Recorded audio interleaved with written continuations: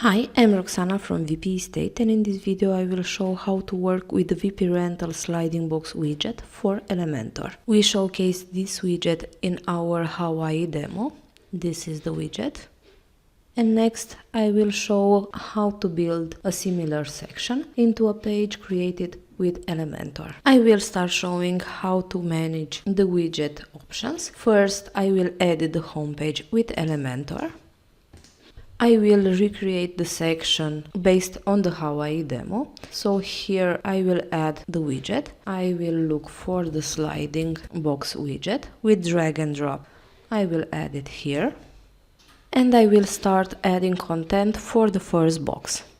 I will open this tab. I will change the title here.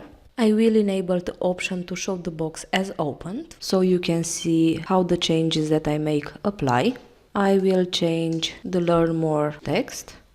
You can add here a link, and when the read more is pressed you will be redirected to that link. For the moment I will leave it blank, and here you can add the box content. Next I will select an image. You can select one from your device. I will select one from media. I am done with the first box content. Next I will add the second box. I will go back to the first one and set it to be closed. And I will enable the open option for the second box. I will change the title. I will add new text for the readme. Here I will add our demo link just to show how it will apply from front end. I will add the tab content and I will set an image.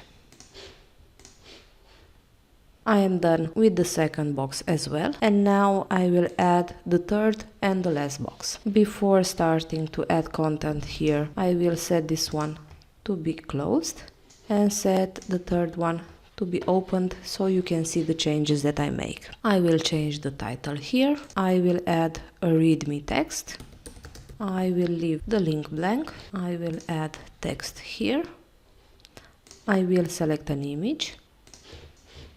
And now the widget content setup is done. You will need to decide which box you will leave open by default. I will leave the middle one.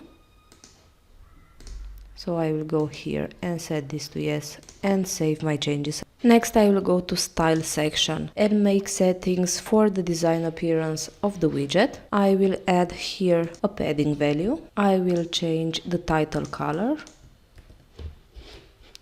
I will change the font color. I will change the readme color.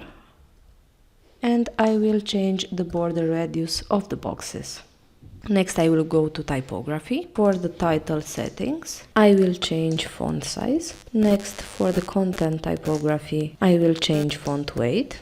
And for the readme link, I will also change font weight and add a line height.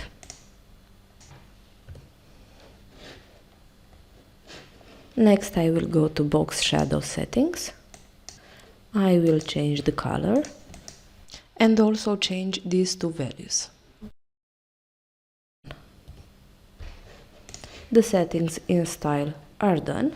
I will move forward to advanced. Here I will change the motion effect. I will change it to fade in, and here I will add a different value.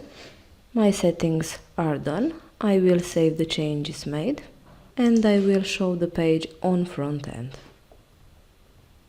This is the section that I just created. For the second box I added a link here. I will press it. You can see that I was redirected to the Hawaii demo. I will go back. This wraps our video. Thank you for watching, and do not forget to subscribe to our YouTube channel to get instant notifications on new videos.